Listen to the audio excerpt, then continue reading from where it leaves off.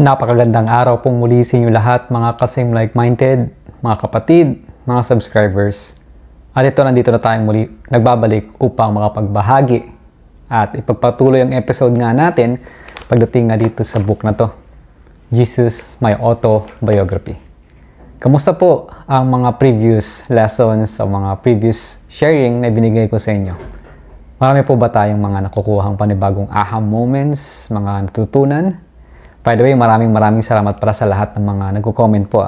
I really appreciate po. Sobra ang mga nagko-comment. At so yun na nga po, ang magiging topic po natin for today ay tungkol na po sa A Stranger in a Familiar Land. So ano naman kaya ang panibago nyo matututunan dito? Kaya ano pa bang hinihintay natin? Tara po, umpisa na natin.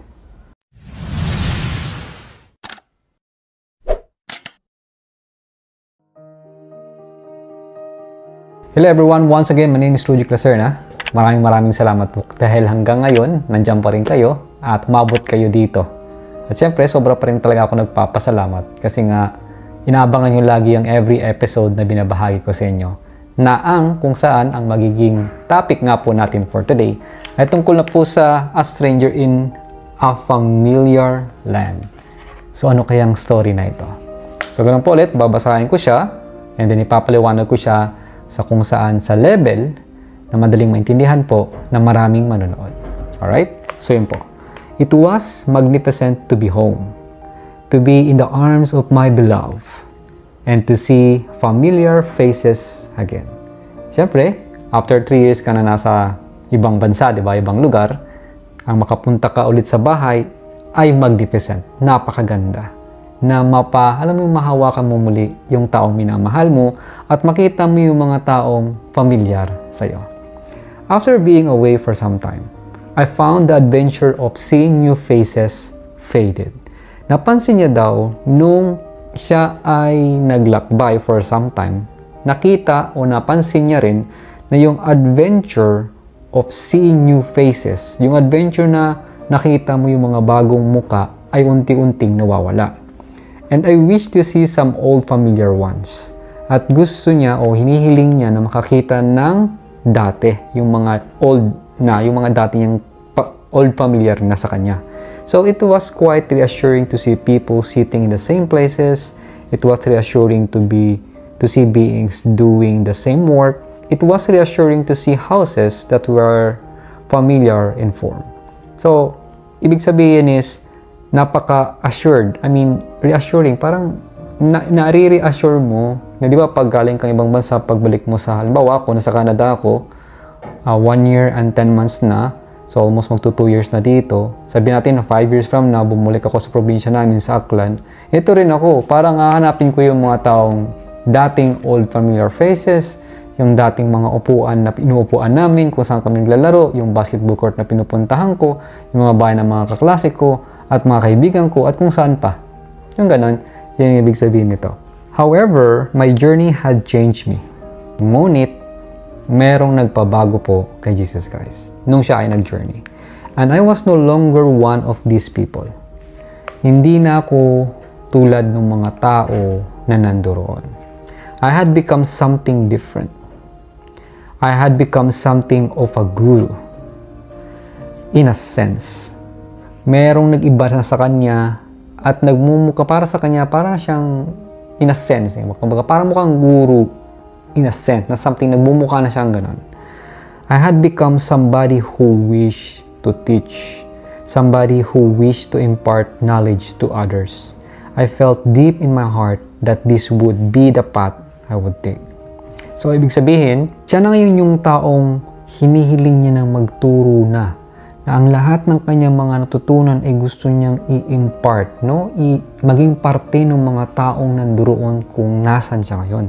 At yun yung nagbibigay sa kanya ng matinding feeling sa kanyang puso na ito talaga yung path na kailangan niyang i-take, na gagawin. Mary and I walked into her house. Her mother was much cooler to me than Mary had been. She remembered all the tears and heartbreak Mary endured when I departed, and I'm sure for some time afterward. So, nung pumunta na sila sa bahay ni Mary, siyempre nandun yung nanay, no? O mother ni Mary. And then, ano siya, malamig, kumbaga hindi warm ang welcome kasi gano'n naman normal sa mga magulang pag meron kang hindi magandang nagawa sa anak nila, hindi kaya-aya, ang maalala kasi nila dyan yung pangit, no, na umiyak si Mary, ganyan, na tiniis niya, ganito, ganon. Kaya, ganon yung nangyari o pinakita ng mother ni Mary kay Jesus Christ. Okay? You might know what this is like. This feeling of being abandoned by the love of your life. Diba? Siyempre, yun din naman iniisip ng mga magulang na kung saan yung feeling na iniwanan ng isang tao, kumbaga iniwanan ka ng isang taong minamahal mo. Many of you have been through this and it is painful experience. So sa madaling salita, aware din po talaga si Jesus Christ na lahat tayo halos ay nakaranas din nito, maliban na lang sa talagang wala pa, pero most likely marami rin pong nakaranas nito. At yun nga, sabi niya, napaka-painful po, napakasakit po ng ganitong klaseng experiences. Sabihin natin, halos lahat meron eh. Kahit yung parents lang natin na aalis na sa bahay, o sabihin natin pupunta ng ibang bansa na, iiwanan mo na. Mahal na mahal mo yung parents mo, bata ka pa, ayaw mo siyang umalis. Something like that. So, for sure, lahat pala talaga naka-experience yan. Yung sinasabi ko lang hindi pa, yung pagdating na sa relationship. Pero kung iuugnay natin yung totoong parang nakaranas tayo ng pain, ako, nangyari yan for so many times nung nakikita ko lagi si Papa na 2 weeks lang kasi kami nagsasama eh. After nun, sakay na naman siya sa barko, asikasuhin niya na naman. So yung ganun, malulungkot. Siyempre, bata ka. Grade 3 pa lang ako nun. Grade 1, grade 2, grade 3. Basta ng mga elementary days ko, ganun. Almost laging painful, nalulungkot kasi aalis, nes mapapaisip, wala knowledge Papa, something like that. So for sure kayo din, naranasan nyo na siguro yan. Kung ang mga magulang nyo ay lagi nasa ibang bansa o wala kayo sa poder ng magulang nyo. Laking lola po kasi at lolo kasi ako. Doon po ako lumaki sa probinsya. Okay? So yan. Anyway, you do not believe that person will return. You do not believe that love will come back to you. So yung paniniwala kasi na yung taong yun ay hindi na babalik at maaring yung pagmamahal nun ay hindi na bumalik sa'yo. Very common po ito sa mga relationship. Okay? Big point. Lagay ko dito. Big point. But, I wish you to understand this. Hinihiling po ni Jesus Christ na maunawaan po natin ito. If you bond with somebody in the heart and the mind and the soul, then there is very little that can take apart except hatred and judgment, unforgiveness, and fear. Nakuha po? Tatagalin ko po. Okay. Kapag tayo ay nag-bond, o sa bond, alam niyo yung pandikit na mighty bond, di ba dumidikit, madikit siya. O, sabi sabihin, pag ang bond, dinikit natin, yung puso natin, isipan at soul sa isang tao, then meron daw napakaliit na tsansa para ito ay ma-apart o matanggal. Except, no? Kumbaga, ang makakapagpatanggal lang talaga nito ay kapag merong hatred, panghuhusga, unforgiveness, yung hindi napapatawad, and fear. Yung 4 na yan. Yun lang. Ako, nakita ko talaga yan. Sobra kong na-experience yan. Hanggat merong kang hatred, binitbit mo, hindi mo nasabi, hindi na ayos, tinimpi lagi, tiniis. Kasi ayaw mong masaktan yung taong pagsasabihan mo. Dahil ayaw mo na ng away, ayaw mo na kasi ng gulo, kaya tiniis mo. Hanggang sa nung nag-away kayo, nilabas mo, nagkaroon ka ng hatred, o sabihin natin hindi mo man masabi lahat sa kanya, ano nangyari? Naging hatred na buo dyan sa loob. Kaya kahit sabihin natin, napatawad mo na ako o napatawad mo na sila, hindi, sasabihin mo, meron ng barrier. O hanggang dyan na lang tayo, hindi buo ang totoong forgiveness na ginagawa mo kasi may hatred ka sa loob. Tapos, hindi lang hatred, yung hatred magbibigay din sa'yo ng panghusga. Naiisipin na kung babalikan mo siya, kung ayusin mo pa, baka ito ulit yung mangyari. nang huhusga ka na sa future na pwedeng mangyari na kung saan ginawa lang ng hatred mo. Alright? And then lastly, yung fear. May kasamang fear din na every time nakikita mo tong taong to, merong fear of something na ayaw mong marinig na baka mangyari ulit. Yan, di ba? Nandun kasama yung panghusga nun eh. Di ba? Tapos, yung hatred nga ulit. May mga tao nagsasabing, oo, pinatawad ko na siya. Totoo, napatawad ko na siya. Hanggang doon lang. Pero nilalagyan ng alam mo yung hanggang dyan lang, yung hindi na tulad nung dati. Kung ano yung ginawa natin. Kasi nasugatan muna. Sasabihin, mahirap humilom ang sugat. Mahirap humilom ang sugat kung hindi mo ginagawa ang 6 foundation ng spirituality.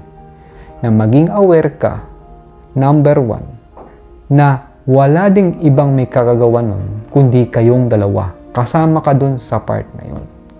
Hindi hihilom ang sugat mo kung hindi mo talaga pinatawad ang taong yun at yung sarili mo. Ikaw din mismo sa sarili mo. Kasi kung hindi mo pinapatawad ang isang tao, automatic, sino ba nag-isip nun? Siya ba? Ikaw eh. Walang ibang nag-isip nun. Ikaw. So, ibig sabihin, ang hindi mo pinapatawad ay yung sarili mo. So, kung hindi mo papatawarin yung ibang tao, hindi mo rin pinapatawad tong sarili mo at yun yung magtitrigger sa isipan mo at sino may hirapan, ikaw din. Pangatlo, kung wala kang compassion, yung pag-unawa, yung matinding pag-unawa kasi nangingibabaw sa yung hatred o sabihin natin si ego, sa palagay mo, hihilom yung sugat mo. Hindi. Ang surface lang ipapakita mo na, oh, napatawad ko na siya. Hindi, okay na ako. Tanggap ko na talaga. Talaga? Ganun lang kadali yon? Talaga bang naano mo na sa loob mo na pag nagkita kayo, kaya mo ba siya ulit yakapin? Maging okay ka, maging open ka ulit? Do you have the compassion na kung saan kaya mo ba talagang harapin ang isang tao na nakasakit sa'yo, nabibigyan mo ng compassion? Compassion meaning pag-uunawa kung ba't niya ginawa yun. And then papatawarin mo, magkakausap kayo. Kasi pag nagawa mong maunawaan mo siya, ma-appreciate mo yung taong nakagawa sa'yo ng kasalanan eh. At ganoon din yung taong nakagawa sa'yo. Pag sabihin natin, ikaw, nanonood ka nito, kaya maiintindihan mo to, yung taong sinaktan ka, hindi niya maintindihan to kasi hindi niya pa napapanood to. Pero since ikaw nagiging aware dito, pag ito nagawa mo, hihilom ang sugat mo. Alright? So, hindi doon nagtatapos. After kasing magkaroon ka ng compassion, ng unawa dun sa taong nakasakit sa'yo, ma-appreciate mo na siya. Kaya pala niya ginagawa yun. Ay, ganun pala yun. Oo nga, no? So, after nun, papasok yung pang-apat. Mamahalin mo na yung tao.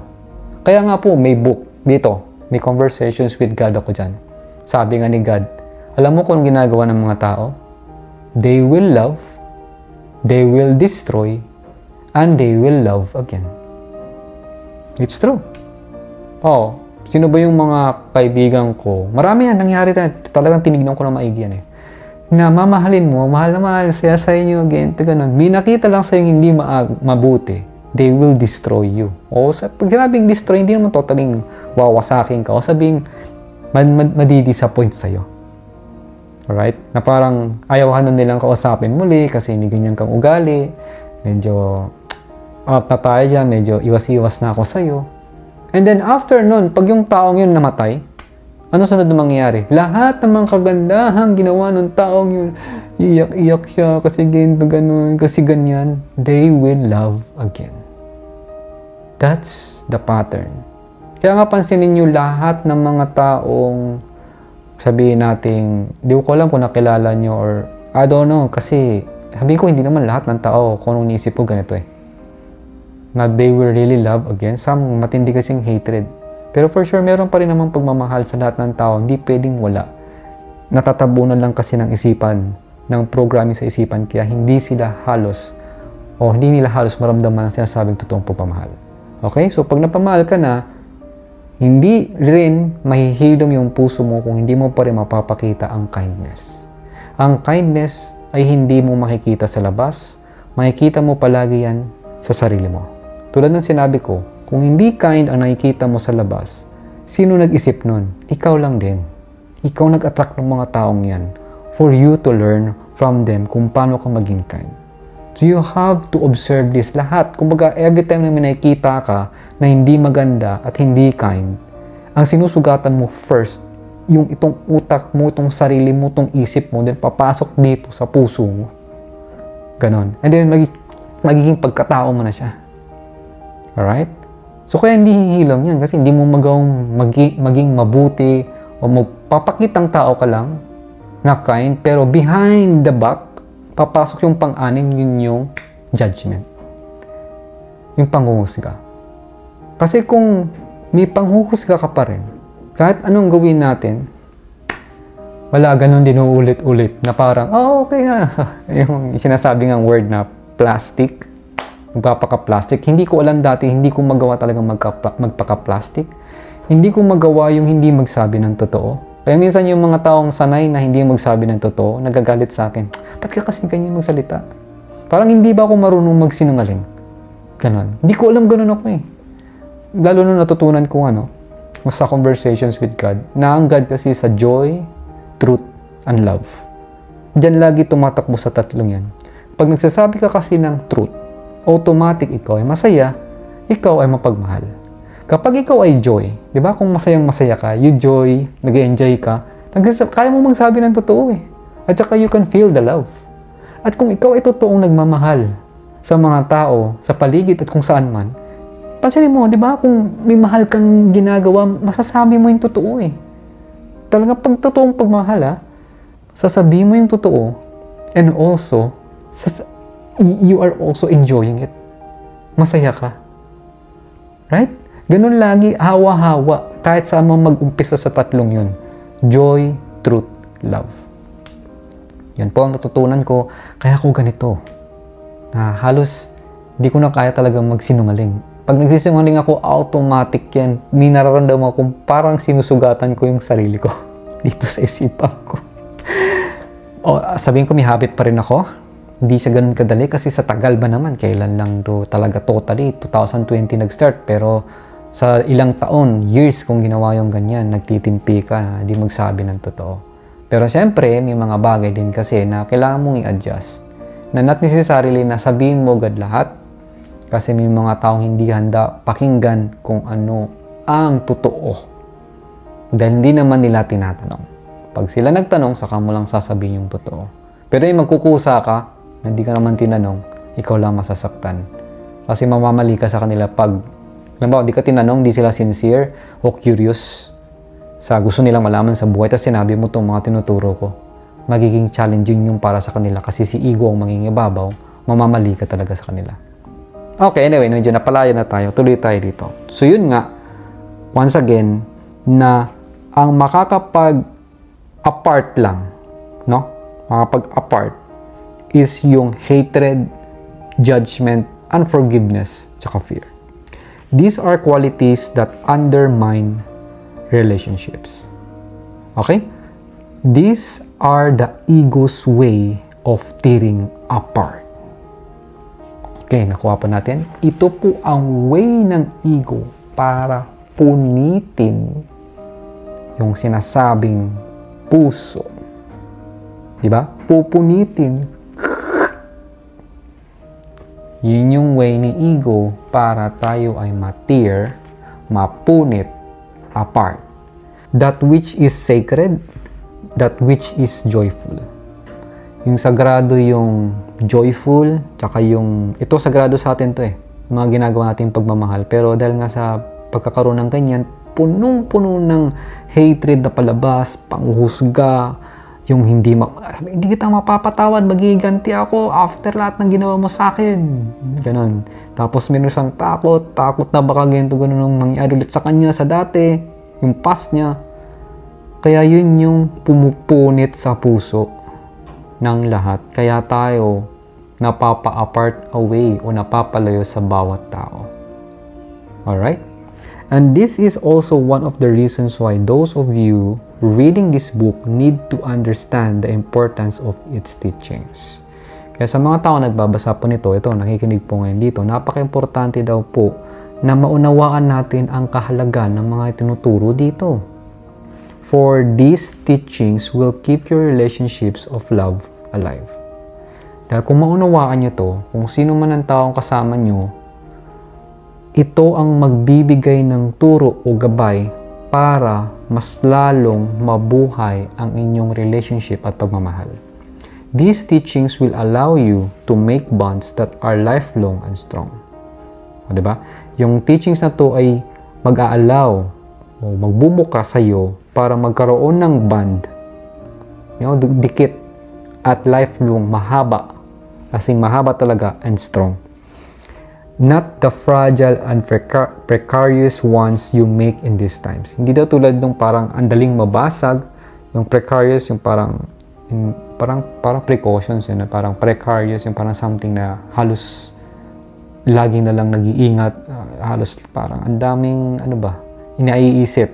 O sabihin natin precarious, something na hindi kaya na laging cautious, something na teka, parang ang daming ganun sa isip, daming teka, parang bakit kaya, well, siguro hindi ko na kasi maisip lahat, pero most likely maraming taong ganyan, as in hanggang ngayon.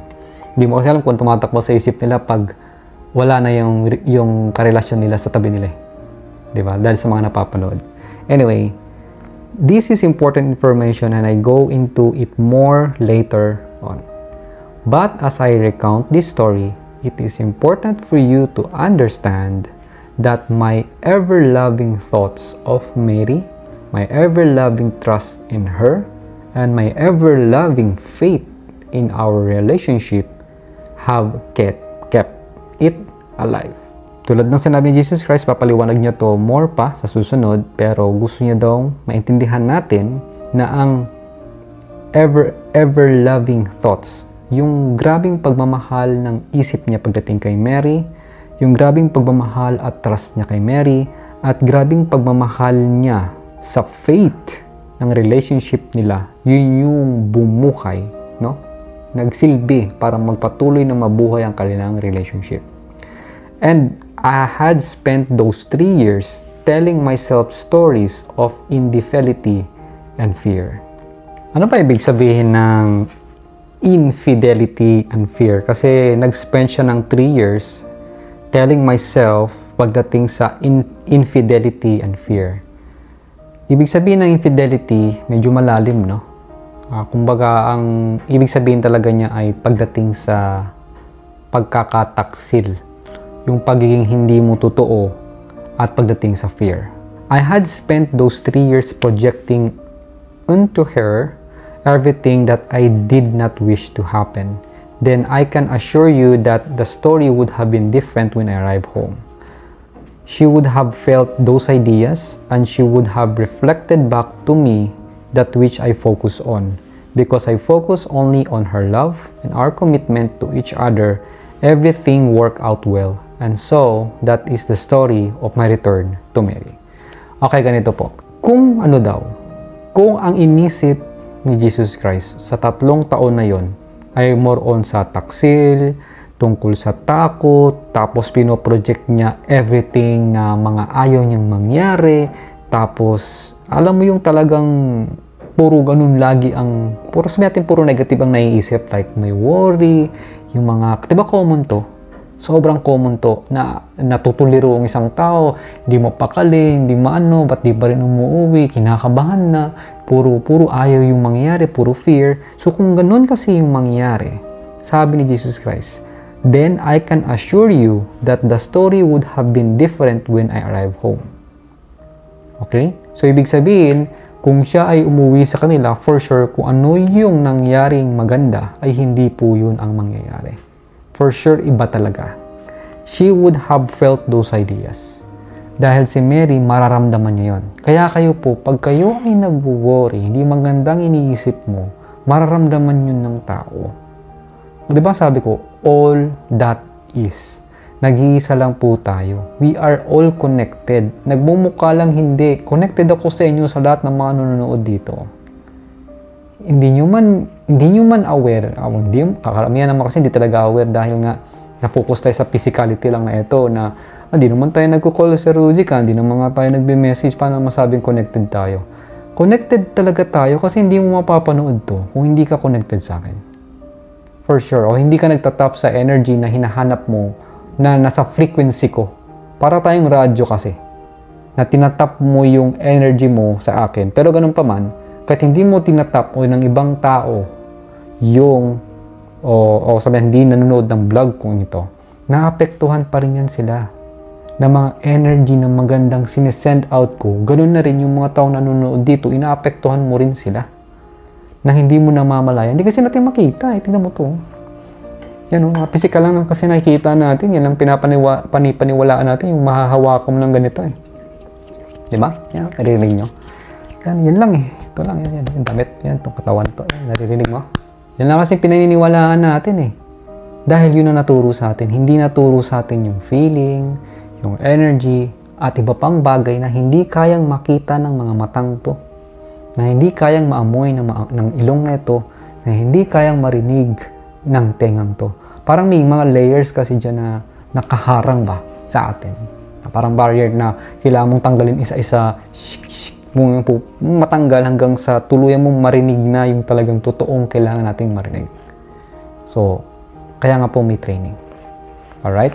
So, once again, yun nga po, pinapalala ko sa inyo na kapag kayo ay may fear, may worry, may hatred, may judgment sa mga taong mahal nyo, kaibigan nyo, mga kasame like-minded, at iba pa, mararamdaman nila yun. Okay? And then, sabi nga dito, she would have reflected back to me that which I focus on. Meaning, itong mga taong to na pinag-iisipan mo ng ganyan, di ba nga iba wala pang patawad, na akala mo pinapatawad pero hindi man pala talaga, ay magre-reflect back sa kanila yung mga taong yun. Na kung saan, kung ano yung finokus mo sa kanila. Okay? Because I focus only on her love and our commitment. So dahil nga si Jesus Christ ay nag-focus lang talaga sa pagmamahal, sa commitment nila sa each other, everything work out well. And yun yung storya niya kay Mary. So tingnan niyo po maigi, no? Sa lahat na nagkaroon ng relationship, sa lahat na naging kwento, sa lahat ng palabas, sino yung talagang may real life experience na nagkalayo, and then 5 years later, yung babae talagang hindi na naghanap ng iba, wala na ibang karelasyon, yung isang lalaki, hindi rin talaga nagkaroon ng karelasyon, hindi ng babae yung lalaki, talagang ginawa niya kung anong ginagawa din ni Jesus Christ, na may pagkagan, talagang grabe yung tiwala, and then nagkita silang muli. Yung trust. Yung trust na sasabihin na hindi naman nag-iisa lang yung babae. Sa babae ganun, hindi naman nag-iisa yung lalaki lang. Ay baka di na bumalik yun, di ka na nga mini-message eh. Yung ganyan. Sobrang bihira po. Alam nyo kung bakit? Dahil nga sa information na pupunitin ang puso mo para mailayo ka doon sa taong yun. Pero kung buo ka kasi talaga, hindi. Totoo talaga eh. Nakatanong mga dikit kayo. Then alam na alam mo, dikit na dikit kayo. Feel na feel mo talaga. Nakukuha po ba natin? Kamusta po? Nakaka-relate po ba? No? So ngayon, may bagong aha moment doon. Yung hatred, yung judgment, yung fear, at saka yung unforgiveness. Diba? Napaka-importanting maintindihan natin yan. So hindi lang naman to sa relationship. Ganon din sa iba. Sa mga taong nakasakit sa'yo, sa mga taong nagawa mo na hindi maganda. Ganun din. And then, hindi ko naman sinasabi na pumunta ka sa kanila, sa harap nila at magsabi ng sorry. Kailangan mo lang gamitin yung spiritual eye mo. Ano ba yung spiritual eye? Yun yung sinasabing third eye. Pag sinabing third eye, hindi yung parang tipong nakikita natin sa palabas na biglang may bubukas dito, ganyan, may mata na lalabas dyan. No, hindi naman ganun yung third eye na sinasabi. Ang third eye na sinasabi is something na pag pumikit ka, kung kaya mo mag-imagine, na-imagine mo yung bagay na taong nakasakit sa'yo, and then humingi ka ng sorry doon, yun, ibig sabihin, pag nakikita mo na yan, nakikita mo na ba? Habang nakapikit ka? Ako, nakikita ko. And then niyakap ko siya, sabihin ko, sorry sa lahat ng mga ginawa ko. Sorry kung yun ang mga nasabi ko. Sorry kung hindi kasi ako aware eh.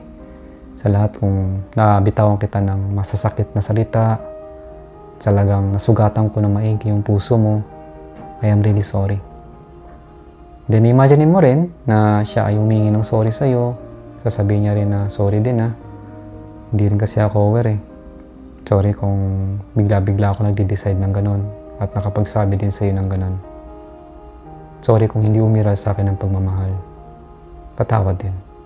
So, pag naisip mo ng ganun, di yakapin mo siya. Yakapin ka rin niya. Diba? Yakap. After nun, release. Pagka-release, imagine mo na nagbababay na kayo. After nun, let go. Thank you. Yun. Thank you. Yun yung gagawin mo pag ginagamit mo yung third eye mo o yung spiritual eye. Ini-imagine mo yung forgiveness na yun. Alright? So, yeah.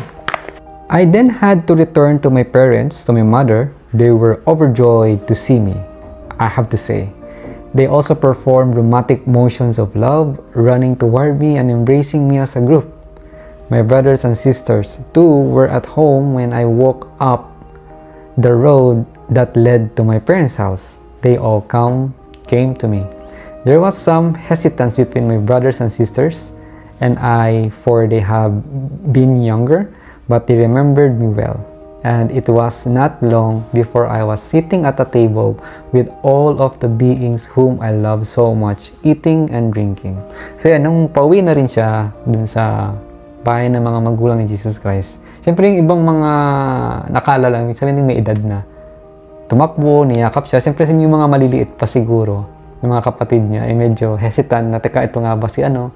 Pero yun nga, nung naalala na nila, yun, kumakain na sila sa isang lamesa mo ulit, yun, naalala nila lahat yung mga love, naalala nila, ito talaga si Kuya, gano'n siguro, si Jesus Christ. And then, nandun ulit siya sa kung saan, sa mga pinakamamahal niyang tao na kumakain at umiinom. Ganun. I began to regale them with tales of my journey, and this took some time. We spent several days working together to come to an understanding and a reconnection of the relationships that we had and wish to maintain. So, nag-umpisa siya magkwento ng mga journey, si Jesus Christ, na nangyari sa kanya, at talagang it took some time kapag nagkikwento ka. We spent several days working together. So, nag-take ng mga ilang araw para maintindihan nila at makareconnect sa relationship na kung saan gusto nilang ma-maintain. And I could not stop telling them about the places I had been. Hindi niya ma-stop ni Jesus Christ yung mga lugar na kung anong mga ginawa niya, mga napuntahan niya, and then kung ano yung mga nakita niya at yung mga taong nakilala niya. Okay? It was a great joy for me to recount these stories. So, sobrang sarap sa pakiramdam nga naman na maalala mo yung mga ganung bagay, di ba? Halimbawa ako, mapapansin nyo rin, pag yung mga taong tumanda na, di ba? Kausapin mo sila sa mga past experiences nila. Gustong-gusto talaga nila yan. Every time nakikipag-usap ako sa may masidad sa akin, mga matatanda na, sabi natin retired na, maganda ikwento sa kanila, itanong mo yung mga magandang experience nila, yung pinakamasaya, anong naalala mo nung pumunta ka dito? Kasi nangyari sa akin yan, kahit dito ako sa Canada. One time, galing ako sa zoo. Yan, pagsakay ko ng bus, may tumabi sa akin may edad na. Tapos, kinuwento ko, taga saan siya, taga Jamaica yata siya. Parang half siya na may mga pumupuntang Chinese doon, tas Jamaica. Something ganyan. And then, so, parang mukha siyang Pilipino, pero Jamaican siya na half Chinese.